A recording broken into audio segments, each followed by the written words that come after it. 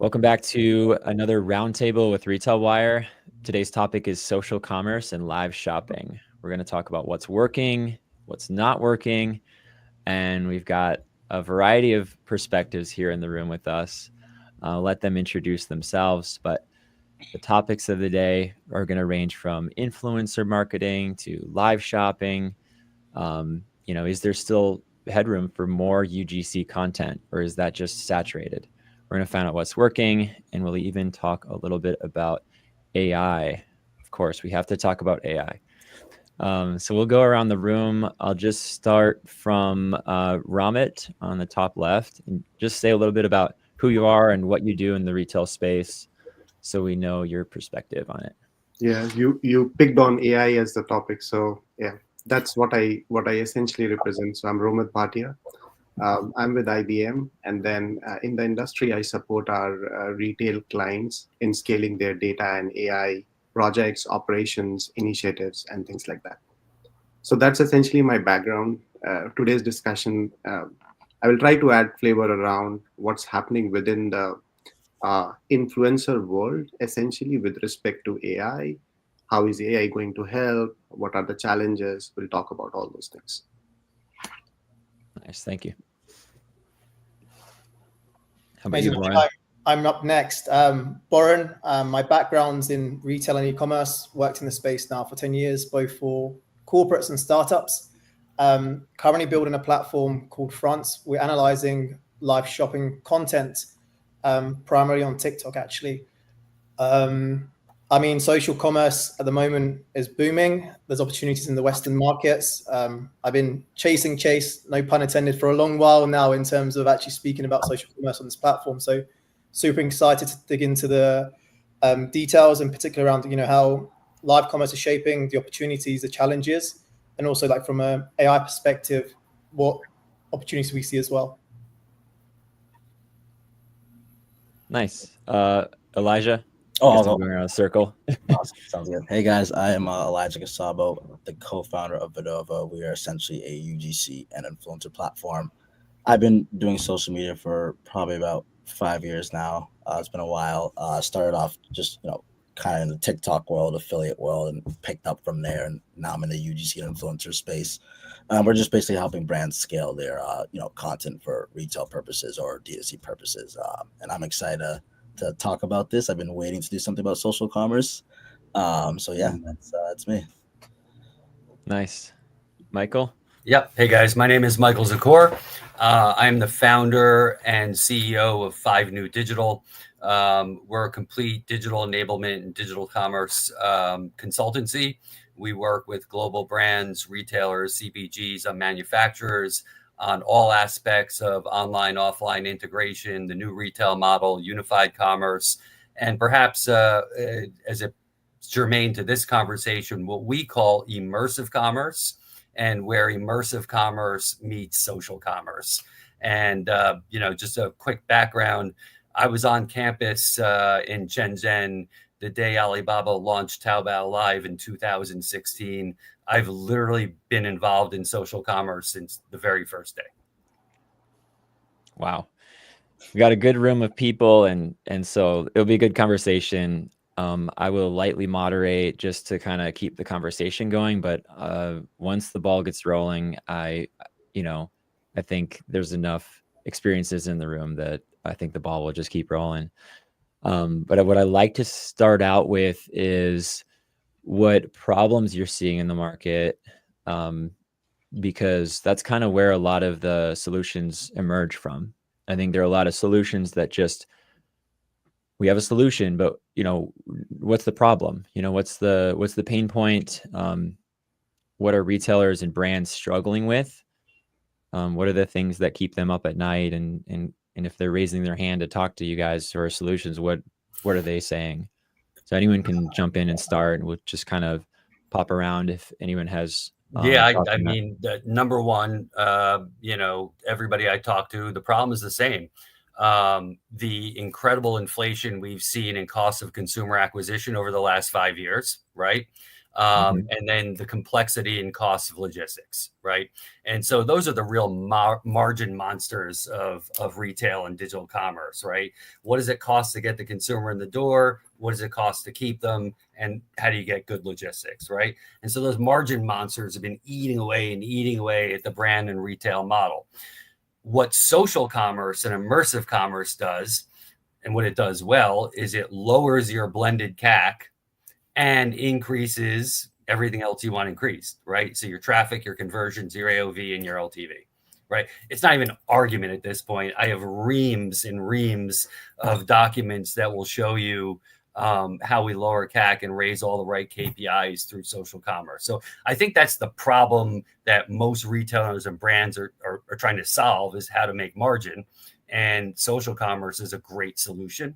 And then taken to its logical extreme, immersive commerce is part of that solution. And Michael, that's a great point that you have mentioned. Completely resonate with it. Additionally, a few things what I'm seeing as well with respect to social commerce and with my clients today. Number one part is, if you are doing social commerce, how does that translate into ROI? Which essentially means that whatever investments which are being made as part of the social commerce, is it really translating into top line? What's the way of calculating that? I think that's an analysis that everybody is asking for, because that would drive much more investments into it. Since I'm coming with a background of data AI, I think important part is this whole idea about privacy and trust part of it. So if there is influencers promoting brands and things like that, how do we ensure that there is enough personalization and trust built into it, so at the end of the day the audience connects to that, and that's what leads into sales? I think these are the two additional things what I'm absolutely seeing with some of my clients today. Yeah, I'd like to add on to that point. You both made some great points, because what we're seeing is, I think, attribution is messy, right? I'm so deep into the creative aspect of how things are done. I'm not really in the performance world. I'm more like, how can I get you the best creative to make sure it actually works? And what our brands are, what we're seeing a shift in is, we actually want our brands to give up creative freedom. Like, let the creator, let the influencer actually be the one speaking to their audiences, or there is no resonation, right? Like, you're not gonna, if you're a mom, you're not going to be connecting with a Kim Kardashian, but you're going to be connecting with another mom on TikTok that you can actually relate to, right? So the more freedom you can give that individual to allow them to actually, have, respect in, their industry and respect in their audiences and how they understand their community, and allowing them to, actually be able to have a resonating aspect to the consumer or the viewer. I think the more, the higher rate you'll have in actual performing that concept. So I think attribution is just messy. I think brands are just throwing cash in and not, respecting like the type of ROI they should be receiving. And I think it comes down or stems from a creative issue. Yeah, and just to, I guess, to follow through from that as well, I think what we're seeing, obviously, with the growth, and again, touching base on AI, the influences on having on terms of the the number of content that's available now and easily being made, right? And I think, as Elijah mentioned, authenticity is key, but there's so much red tape still, especially like from tier one brands, to be able to actually give you that raw form, which leads to a barrier of like social commerce adoption that we're seeing compared to the East. So I think some areas there that also need to be uplifted, and this all feeds into, right, understanding how then when you go raw, how does that translate into the engagement that you're seeing in other markets? Aside from this, I mean, it's been echoed now across the room, but ROI is continuously a point mentioned, especially from like the live aspect. How there's like the engagement that we see on the platform convert into obviously individuals buying across the platform as well, and continuously like the cost in the Western markets, obviously a lot more in terms of producing such content, right? And being able to easily prove that to brands becomes a challenge, or is a challenge at the moment for certain agencies that are obviously supporting them, which we've seen. Yeah, and I would agree with everything I've heard here. Attribution, ROI, right? In the 70s, Peter Druckenmiller said, "I know I'm wasting 50% of my ad budget, but I just don't know which 50%," right? That was the game back then, man. You went magazines, radio, TV, newspaper, right? Or billboards. That was it. And you know what? It worked for a long time. And then along came digital marketing and digital advertising. And the promise of digital advertising is what? It would solve the attribution problem, right? Instead of wondering where 50% of your budget is going, you might only be wondering where 5% of it's going, right? Well, as we all know, it didn't quite play out that way, right? Attribution is still messy. It's still filtered. By the time your data gets back to you, it's been touched and marauded on by 5 different companies and hands, right? So where does that leave us? Do you just not do things like live streams or shoppable video because the attribution isn't as robust? I'd make the counter argument, which is when you start doing this, the attribution will be more robust. And if you allow me, I'll just give you one example.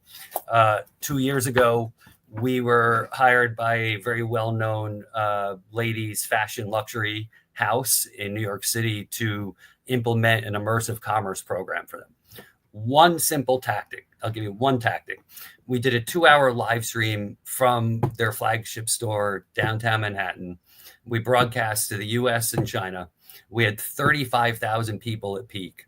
They bought more in those 2 hours than that flagship sold in a month. And that was the least impressive metric because we did a 4-week tracking afterwards. And what did we find out? Foot traffic to that store was up 40% in the 4 weeks following. Traffic to the website was up 30% in the 4 weeks following. Average order volumes blended across channels were up 35% in the 4 weeks following. And oh, by the way, the return rate on that live cast was 10%, where it's usually 40% for online apparel. Okay. So what did that do is you literally integrated online, offline, social, and immersion that has a halo effect across the entire company, right? It's not just what you sold in those 2 hours. So, again, we have tons and tons of examples here, but that's just one on how one tactic in a social setting, right? And I'll just finish by saying this, and I'll throw this out there for you guys because I'd love to hear your opinion on it. But one of the things I've been talking a lot lately about is we're now in an inflection point where your Venn diagram for profitability is leveraging the creator economy, the attention economy, and the automated economy, right? You put those 3 things together, and more often than not, you're going to find profit in the center. I think, Michael, the whole idea around automated economy, that really inspires me about the future which is coming in. We have been seeing but there have been examples where people are actually utilizing this whole set of automation, agentic AI, maybe not that much, as part of their influencer marketing campaigns. So think about content creation, correct? If you use AI or agents for it, they could create like 100 posts with the same look and feel of it, and they could go 24/7.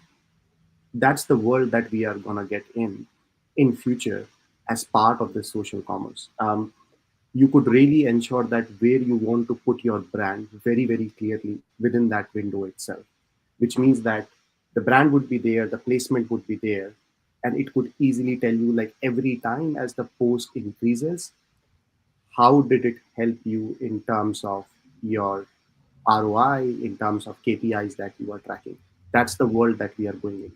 I typically take an example around search engine optimization. You remember when Google came up, the whole idea of search engine optimization was like so much centerfold in terms of the e-commerce world today. This is going to change. This is going to change to agent engine optimization, right? Where essentially everybody is interacting with an agent at an e-commerce website, whether it is Walmart, whether it is Kroger's of the world.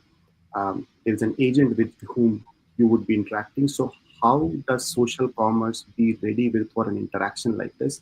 That's the Venn diagram, Michael, which I could really, really relate to that you were referring to. I'll share it with you later. Yeah, absolutely. Everybody. Awesome. Yeah, no, but to Ramon's point is when we're looking at retail, right? And retail, right? Let's get the definition. We heard for 10 years there was a retail apocalypse, which never happened. Yeah. The reason everybody was running with that headline was because they saw thousands of JCPenney's and Sears and legacy retailers closing, right? And part of the problem inside and outside of the industry is that people think the word store and retail are interchangeable. They're not. Retail is everywhere now. It's UGC, it's creators, it's individuals, it's collectives, it's companies, it's agentic AI farms, right? Retail is everywhere. So retail has blossomed in the last 10 years in ways we never could have imagined. So I think we're in an accelerated phase of a retail renaissance, but that's being powered by automation from product development, supply chain, logistics, forecasting, demand planning, right? All the way through reverse logistics. And so in addition to what I do at 5 New Digital, we also have an investment arm where we invest in early stage companies, and we have an M&A arm. So, my trifocal lens always brings the what's it like at the beginning, what do you need to do to get to the end, and what does it look like at the end, right? And I'm telling you, the money and the smart money is all going into that blend of the automated and the social for retail. Absolutely. That's where the smart money is going. I do, and one thing we're seeing a huge trend for our brands, I would say over the past 5 to 6 months, is like, amplifying how they're using their UGC content for their retail initiatives, right? So we're actually having our brands be like, hey, we want the creator to go into the store and create the whole customer journey, whether that, it's driving it back to, we want to post on a PDP or run on social or Meta or posting on our Walmart.com, right? So we're seeing a huge shift in our brands being like, hey, we need the creators to go into the store and actually show that customer journey because that's what consumers are wanting to see, right? It's more than the digital aspect of it. And we've seen it blown up, or I think out of every 10 campaigns, I'd say 4 to 5 now are very retail focused. Whether it's Target, Walmart, Whole Foods, I've seen winners in Canada. We're seeing it all over the place. So I'm very big on that, especially dragging that UGC to retail approach. And I think I don't know if you guys saw about Walmart.com. If you actually scroll down to the bottom of the page, they're now showcasing like all these social videos. I don't know if you guys saw. It's like a very recent update where they're posting like I think 5 to 10 of the top videos where they're just listing influencers posting their experience with these retail brands all over the place. So I think we're seeing a huge shift in the UGC, and I think it's just continuing to grow. But then again, like the creator economy is always growing. It's like one of the fastest growing economies, and I'm a little biased on that, but we're seeing changes all the time, right? I didn't see a lot of retail content a couple of years ago, but it's something that we're seeing a big push in. So I'm all for it. Here we go. So a lot of these videos were actually here's the top. What you'd expect, a bunch of deals. Yep. And then I scroll down to this spot. There you go. You can see all these videos of individual creators tied directly to the product. Yep. And this one's in the store. Like she's like touching the stuff in the cart. So yeah, we're seeing brands on our end have the creator actually go into the store and actually have them also create a piece of content when they're at home, right? So their experience after the retail purchase and their experience leading up to it too. So I think both are awesome, and I think no matter what, I mean, these are great. Like these are it's awesome to see videos like this. So this excites me. This was brand new to me. I saw this last week, so really pumped to. Yeah, and this comes on the heels of Unilever announcing that they're shifting marketing budget to 2,000 creators. By the way, I saw that. Yeah, they so it doesn't get any more mainstream than Unilever. They're in on it too, right? Yeah, they're not big, so it's exciting times. Yeah. And I think another aspect which becomes very, very important, Alaya, you would relate it to, is around this whole aspect of hyper-personalization. I know you are into this space really, really deep as you interact with your viewers or create platforms for them. Hyper-personalization, like lot of organizations with whom I meet with, they relate it to the end user needs, where you sort of grab what they want, what they are buying, how they are interacting with the brand, and then you like position things which are really, really localized to them. What are you seeing in this space? And I'm really interested to learn more since we are there, and it would be good for our audience as well. That's a great question. For hyper personalization, I think it's not just in the targeting, but in the content itself. Mm-hmm.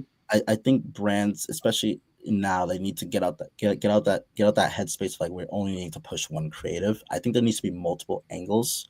Mm-hmm. How can you make that content feel like, let's pretend I'm the consumer. How can the brand make the content feel like it was made for me? Right. And if you're only testing one angle or only one video, you're limiting yourself to the belief of what that consumer can connect to. Right. So I feel like it all comes down to variations. How many angles are you hitting that consumer with? Is there X amount of hooks, X amount of CTAs? Make sure it's flexible. Is it scrappy? Like how many touch points can you hit out of that video that you are having that creator or influencer doing? So what our brands are doing, what I'm recommending is like, hey, make sure you're hitting multiple angles, right? Because you have an awesome mom creator who loves Walmart. She's creating great content, but if you're only getting one creative out of her, there's not really many angles that you can hit. Whereas if you're getting three variations of one hook, three hooks, one body, maybe three CTAs, there's so many different angles you can hit, which I think allows you to indirectly increase the hyper personalization. That's the way I view it. So basically, being able to segment up in terms of creative variations is what I think is working best for our brands that we're seeing push into that. Well, that's very interesting. Yeah, no, absolutely. And we are seeing also similar examples across many of the retailers and consumer product industries, that they are trying to create, hey, where is the hook where they can get into the exact needs of what their customers need at the end of the day. So very, very interesting. Yeah. I have a question on this. Brands can work with creators and they can scale that way, but they still have their one official channel, right? Like if it's Target, they have an official channel. So how do you choose what to go there? Are brands or retailers starting to create other niche channels underneath their brand? I don't know if that's happening, but I know there's a trend in marketing in general to have the main channel, but also other types of content on different channels, since the follower model is kind of, you see the algorithms caring less and less about your follower count and just caring more about, is the content good? Yeah. So you could have a small channel and just go viral. Whereas like a large corporate, like you could see the Target official channel having very little traction because the content's not good. I'm a little biased here, but I think we're seeing a big shift in more whitelisting. I think. Can you define that? So essentially having a creator or an influencer post it on their channel and the brand is running spend behind that video.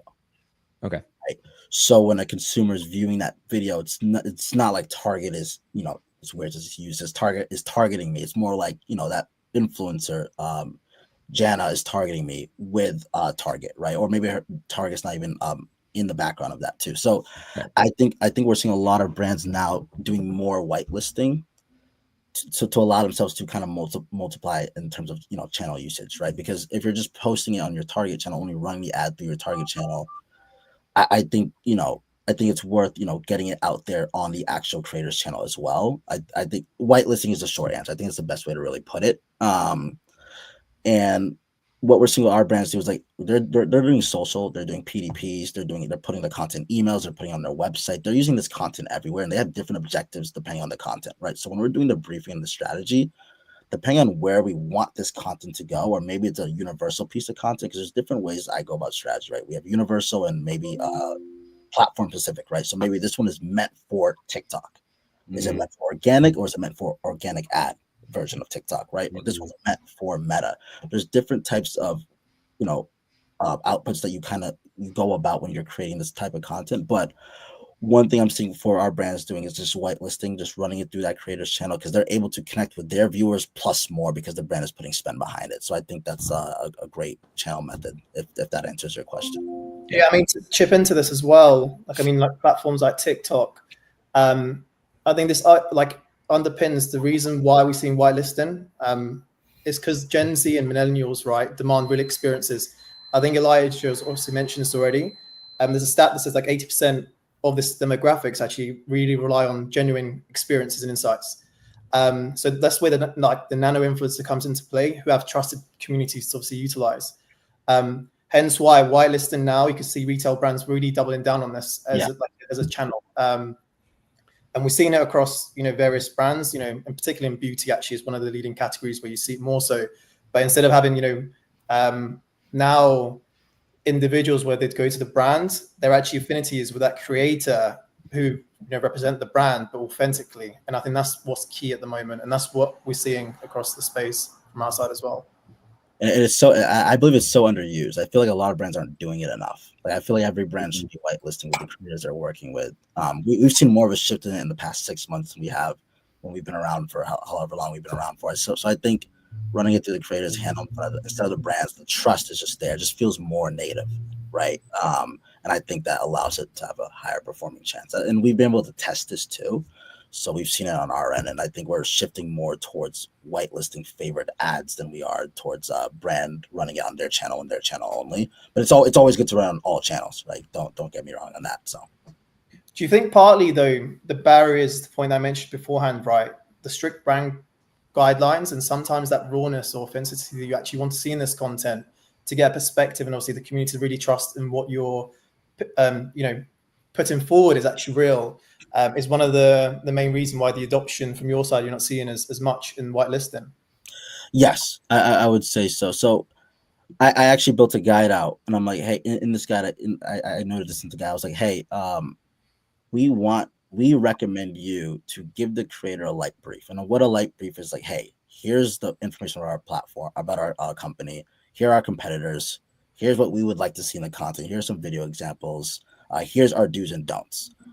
And I say, don't tell them what to do in the video. Just give it to the creator and just let them be them. Because when you take control and push your hand over theirs, I think you kind of get into that barrier of what you're talking about, which pushes them away from that. So I think the more freedom you allow, the more freedom you give that creator, the more obviously the more you'll see the whitelisting happen, right? Yeah. Otherwise, you could just go out and hire an actor. Yeah, exactly. You might as well just go hire an actor. That's how you want to do it, then Yeah.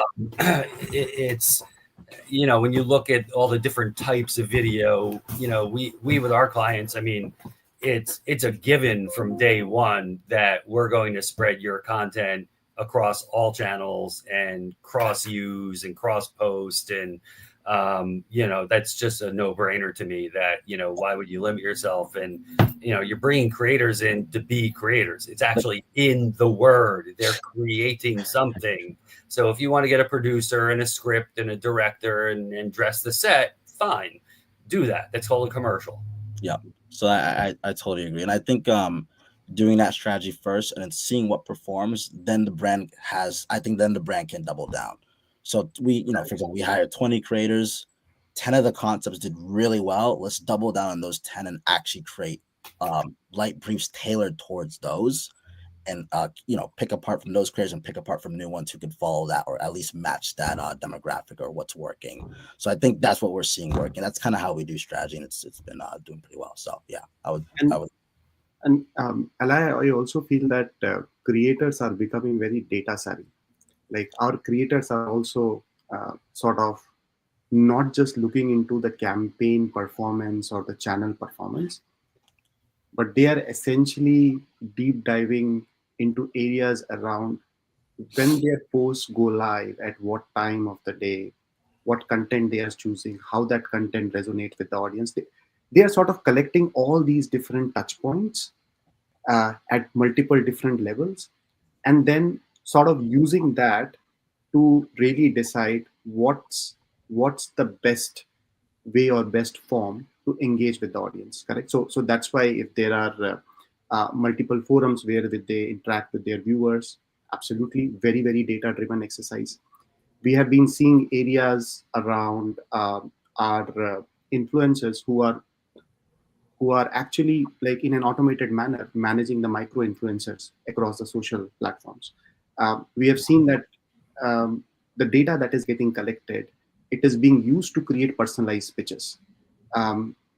performance tracking of their campaigns has been like something which was done and dusted, but now it is much more streamlined. So think about with some of the new age automation AI tools coming in, this has given the power of deriving insights by all this different information right at the hands of the creator. Number one. Number two, it's not a time consuming process right now. Like in future, we will see areas where the creator economy would actually be having like a dialogue with these AI agents to get them all the information that they need with respect to their campaign performance, where they should go. In fact, with also next best action, where they could say that, hey, in the past we have seen that when you did launch or when you did a campaign for an X product, it did well on this one. Why don't you try it out on the next one based on the data set which is coming in? So that's the future where our creators are really, really becoming tech savvy and data savvy, I would say. On the tracking side, I know, Boran, you have a focus on tracking the performance of live shopping on TikTok. What kind of metrics do you look at, and anything that you could share on what's working now and what maybe old trends are going away?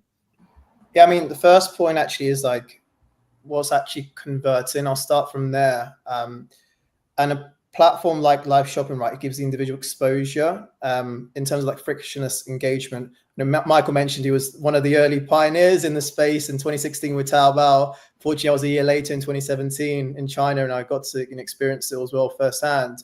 But you need to like provide compelling value, right? It's not just about showing up on a live shopping stream and expecting revenue to flow through.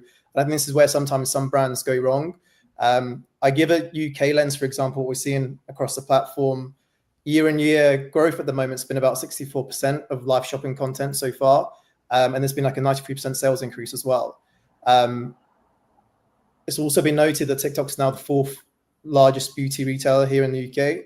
And I think the success like boils down to like three key components, right? The seamless path to purchase is one of the key drivers. The host selection is also super important. But again, pinning this all together is the shoptainment. Actually, and Gary Vee is a big pusher of this, or commercetainment, I think he posted the other day. How do you actually make the streams more interactive, educational, building community and urgency as well, not just the sales pitch? So the data we look at is far from obviously just the vanity metrics. It's understanding actually how the audience is engaging at any given moment of the content, and how they're reacting and what that conversion looks like in a minute by minute interval. And the trends we're picking up at the moment as it stands is that what works really effectively is that the audience, via the algorithms, in particular, obviously TikTok is something that they excel in, them showing the content at the right time, at the right place for the right target audience. And this is why it works. But when they're on the live, actually the information that we provide, like for example, the host, they can actually conversate with the audience and be authentic again, but in a way where it keeps them resonating and bouncing forward. So these are the key things. I think like at the moment, the issue you see with lives is that it's still very much vanity focused, as in, what likes, what engagement I'm getting, but there's much more under the hood when you break it down into the comments and so forth and really engage your audience. And the final part to add here, and again, the space has still got so much room to move forward, right?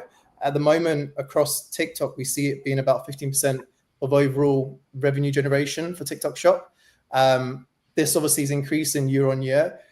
But again, it boils down to those three things I want to highlight. Seamless path to purchase, being strategic about the host you have on camera. You can't have, a UC creator that comes in and joins a live. And secondly, making the shopping experience as entertaining as possible for the user. And that's what we're seeing in the metrics and trends, the top performing brands that you see. And usually they're like the smaller mid-tier brands because they're very agile, very authentic. Hence why I've been really echoing this point. They can be very raw on the camera. And as a result, the audience very resonate. They build a community. And from then, there's this whole entire halo effect that goes across other channels as well, which Michael alluded to earlier. being raw on camera. So like it's live, so you would expect anything could happen. Exactly. I mean, that is the beauty of a live. What I mean is like you see the differences where it's like scripted, like to the minute by minute detail, and this is where you have certain level of brands where they can't actually don't want to entertain lives because they don't have the control of what they can do in that 7, 8, 10 hour stream that you process through. But you can obviously break it down, going, actually, this is the flow, these are the products we want to show. But letting the charisma of the host guide that conversation, right? It goes down to the similar vein of like the short form content at the moment. We can produce mass content much easier than we did a year ago, 2 years ago, 3 years ago. But actually, real, genuine content that resonates with the audience at the right place is the most important part. And that's where lives fits in this ecosystem as well. But it's not lives on its own as well, by the way. Again, the short form content, the shoppable videos is all part of the flywheel that has, the growth and social commerce. And I think that's one part that also individuals need to highlight, because you sometimes hear stories like, hey, live shopping is the way it's going to make you these 6-7 figures, but it's not the only part of the funnel. There's also these other elements we mentioned that actually makes the platform a success. And hence why TikTok actually is growing well. You see like the affiliate marketing side and so forth that really does a flywheel effect in terms of then getting the traction across, thousands of creators flooding the individual right place at the right time. And Chase, there is a unique experience that I remember based on what Ron was saying in terms of being authentic on camera. I've seen videos from a YouTube influencer who is into men's fragrance. And I don't know if you guys have seen that or not. This guy is so equipped in terms of being authentic that he when he showcases 10 different men's fragrance, he will describe it in a manner that you would actually get the scent. Like it's so authentic that you can sense that scent. Like he will say that, hey, it has citrus flavor with a warm feeling to it, which when it touches your skin, it sort of creates that soothing effect. And all of a sudden you get that feel. I think I can easily relate to what Ron was saying in terms of like you need to be really, really authentic as you're promoting the brands and things like that, because that would relate you or that would connect you to your audience very well. So well said, Ron there. Yep.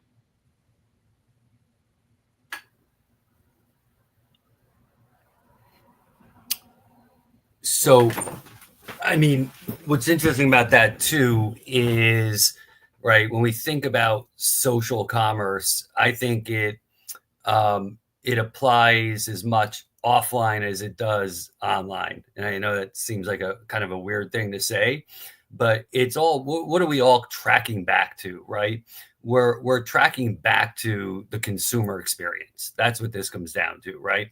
And so the beauty about social commerce is it fits in with a theory that I have, which is you can turn any point of experience into a point of sale, but you can't turn every point of sale into a point of experience, right? So when you step back and you look at your business and say, what is that circle or that flywheel? Okay. What are the 9 points of experience on that wheel, right, that we want to create? And so that's what you're getting from social is a point of experience. When you can smell the fragrance, right? Or you can ask the designer, are these cut tight or are they cut loose? Because I have big feet. That's incredible, right? That's immersive. That's all in there. And that's what creates the point of experience. And so I look at social commerce as, shoppable video. We do shoppable video, right? Not live, but we also do bookable video. So if you want to book time at a golf course or at a restaurant or at a hotel, you can do it in video without leaving, right? So this is all the stuff that blends immersion, automation, and authenticity, right? Because, and I think in a world that is going to be more and more influenced by AI, ironically, I think that's going to have a pushback effect where people want those people-to-people authentic experiences even more. And that can take place in an offline channel as much as it can in an online channel. Very interesting point of view. I agree with it, but it took me a second to think about those different points in the experience of a customer. That all of those points could be a point of sale, but not every point of sale could turn into an experience. No, And in fact, a lot of points of sale are really crappy experiences. Yeah. But you could be returning. You could be returning an item, and then if the experience is good and they're tuned into what the customer really wanted, it could be an upsell or a sale, right. replacement, exchange. That's right. So that live stream, that UGC video, that creator video, how you treat people in the store, hell, how unboxing goes, right? I mean, that's a point of experience that most companies discount. You know, when you open up that box, I don't care what you ordered, we all get the dopamine rush of seeing the truck pull up, and the dopamine rush of opening the door, and the dopamine rush, right? It's just a series of dopamine rushes, right? And if something crashes your dopamine rush anywhere from the search, exploration, comparison, engagement, buying, and unboxing, if any of those experiences suck, well, then the whole chain is broken. Mm-hmm. And to your point, Chase, you're leaving money on the table. Because if I put you into the right point of experience, you're going to be more inclined to buy something than not. If I put you in a point of sale, you're going to be asking, why are you hammering me over the head with this? And how do I get out?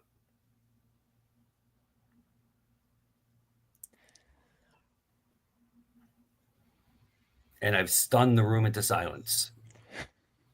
You're all either that or you guys are thinking about what you're going to have for your barbecue on Friday. I'm not sure. Both.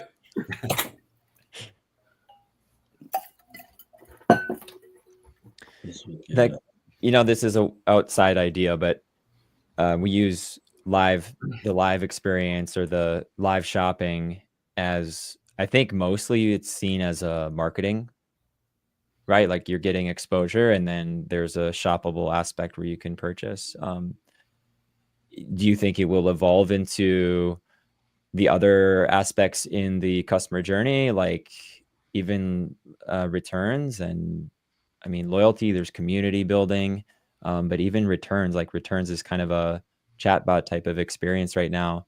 Is there any aspect of using video and social commerce in that way?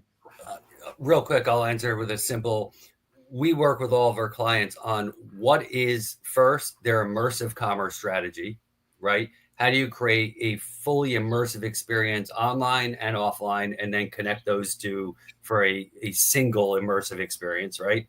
So we start there. Then we actually say, and of immersive commerce, video commerce is the cornerstone. It's what we're building on. 86% of all content consumed online today is video. Okay. Even if we subtracted 10 or 15% from the naughty sites we don't admit going to, you're still talking about roughly 70% of all internet traffic is video. So why would you not make that the cornerstone of your immersive strategy? So we do video commerce strategy. And the video commerce strategy includes live video, shoppable video, bookable video, short form video, channel agnostic video, channel specific video. So I think part of the problem is with a lot of brand and retail executives, they've been hesitant to jump into the more social video based stuff because they just don't have traditional benchmarks for which they can, compare and contrast, right? But at the end of the day, if you believe that profit is to be found at the confluence of the attention, creator, and automated economy, then you need to have a full video commerce strategy. Full stop. And Chase and Michael, you brought up, Chase, you asked an interesting question, like in the return, how could you have a video strategy there? And it's a very unique perspective because you brought up like, hey, today return is more of like a chatbot experience. And think about if a product or a brand is getting returned, why will a company invest in an area where they want to have a video strategy? I think this becomes like a perfect use case. And again, I'm leaning on to the data and AI side of the things. It becomes a perfect use case for the AI influencers to be utilized more. So think about it. AI influencers, they come at 1/10 of a cost. You could create once, create that experience of return instead of a chatbot, maybe an in-person experience. Okay. And then through that in-person experience, you could create hooks, as Brown was mentioning earlier, in terms of what could be that experience when somebody is returning a product that would create a positive influence for that specific brand. Correct. So instead of a chat agent, you are now moving to a video based agent which could interact with the user, and that's the world which is going to come in as the technology is getting more and more mature. The workflows are already there. People are already chatting with agents, and these agents are like good enough. We have voice based agents today. Like when we work with our clients today, on the websites you could see voice based agents. Like you could just talk to them in natural language and get your product returned. Correct? It's the next leap of technology where that voice-based agent now has a face to it. It is not the case that AI influencers doesn't exist today. If you go to Instagram, there are already AI influencers since 2007. We call them virtual influencers, but they have now evolved over a period of time. Like I could cite specific number, 7.34 followers. That's what I remember. For one of the AI influencers, and they have created like a brand around different product promotions. The point is that to the end user, to build the trust, you really say that, hey, this is an AI that you are interacting with. Correct? That's transparency. That's the bridge you have to cross. That's the trust you have to build, and then the experience becomes smooth, seamless. If you say that, hey, if you impersonate an AI as a person, you would break that trust, and that's the experience that we will have to create in future as part of the returns, as you were mentioning, to bring AI influencers into that mix. It's still not there today, but it's a great future that we are getting. I'll just to add to that, we're already, one of our clients is a company called Backstage AI. And so they already have their AI video agents up and running. Hospitals, insurance companies, banks. And so it's a really neat system where the first point of contact for returns, customer support, anything, right? Sales support is you're going to get that AI video avatar. You're going, you know, it's an AI. You're talking to them just like we're talking to each other right now. It's impossible to tell. And then if you're not satisfied, right, and this is the key, is then they can move you immediately to a human on video.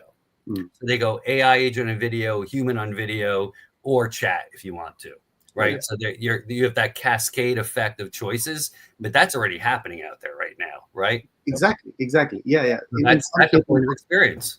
Yeah, in some shape and form, it is already there. And think from a cost effectiveness perspective as well. Your ROI goes like crazy if most of your returns are being handled through AI. Like just like why did the chat agents come into the picture?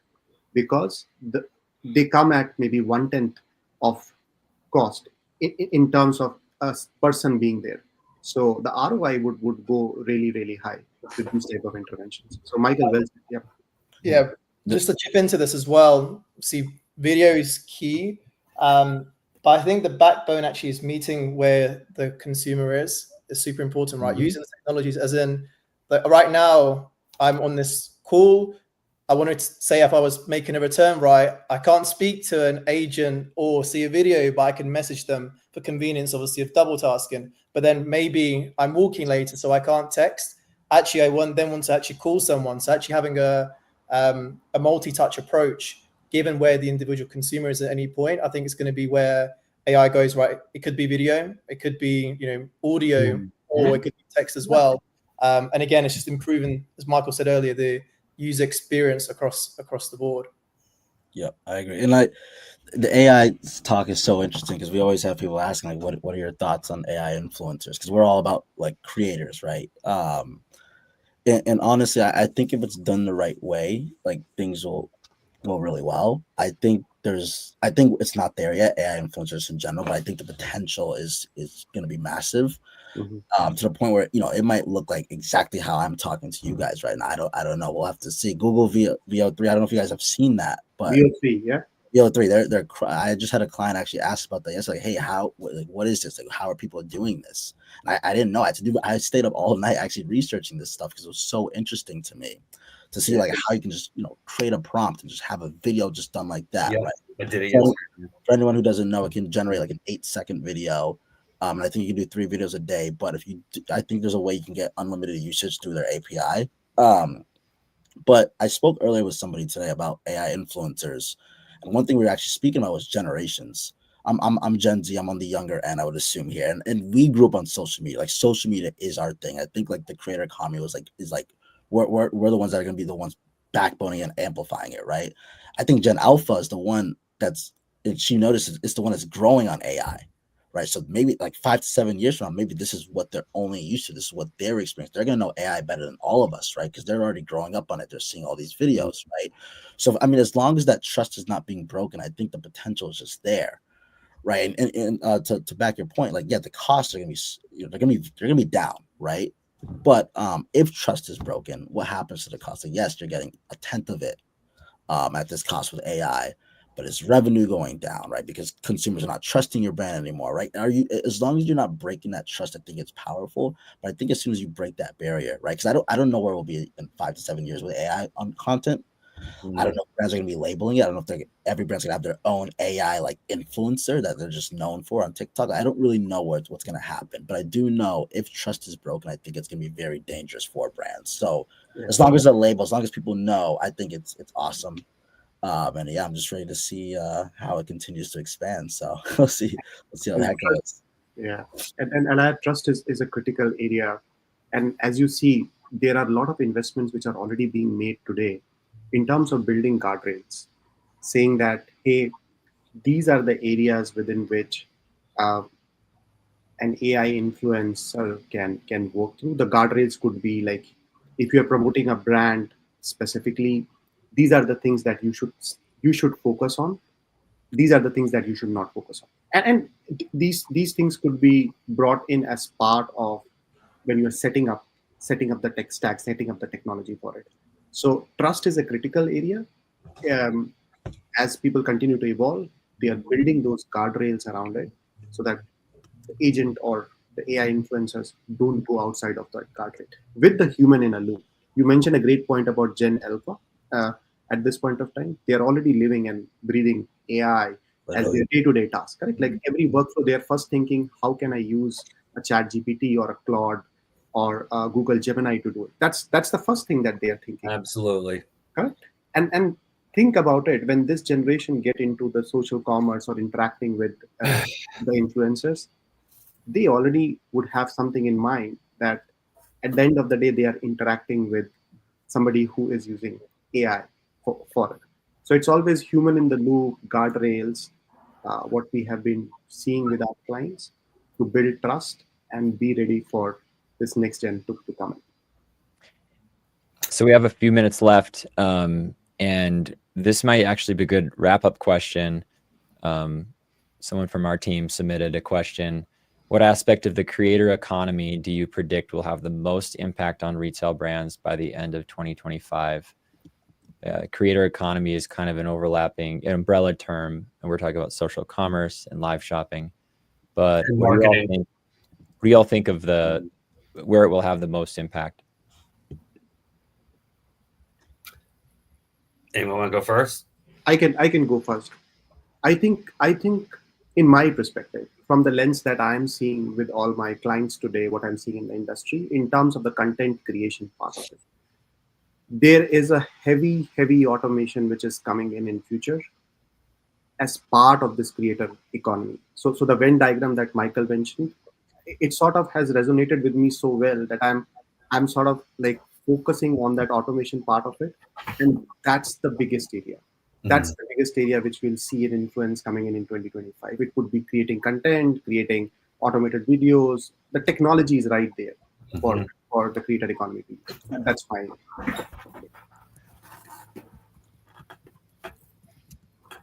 I guess I can take the floor here. I've always been big on creator first.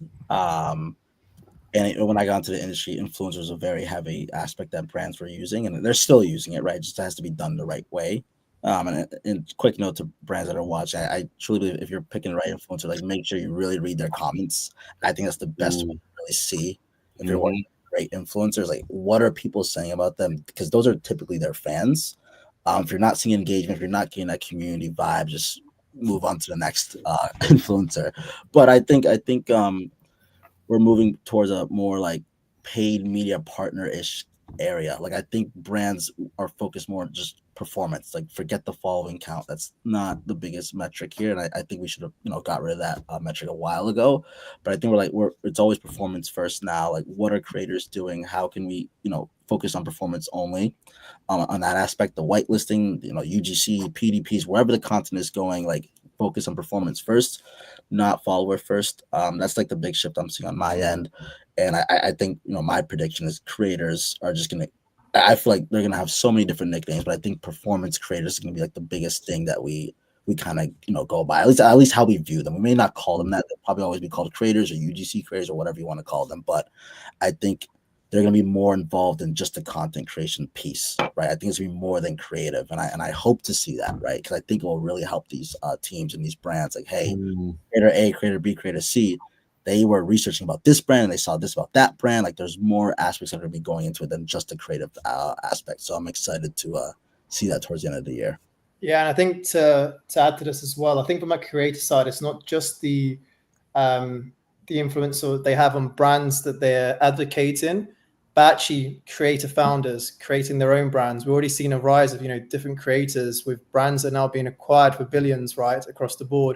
I think in the last 30 days, there's been a flurry from L'Oreal, Unilever, and Elf, Rode, Color Wow, and so forth. So I think this truly excites me as well, seeing actually how, from this community and all these points we mentioned, how creators transition from individuals, selling for or advocating one brand to actually creating their own brands and their own legacies as well. So it'd be interesting to see actually how this space evolves over time. And we're seeing more and more of those creators shifted into actually powerhouses in terms of the, brands that they build themselves.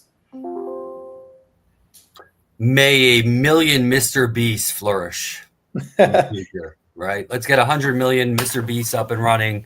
But, seriously, for me, this creator thing it's just so intimately tied to the developments in automation and the changes in the attention economy, right?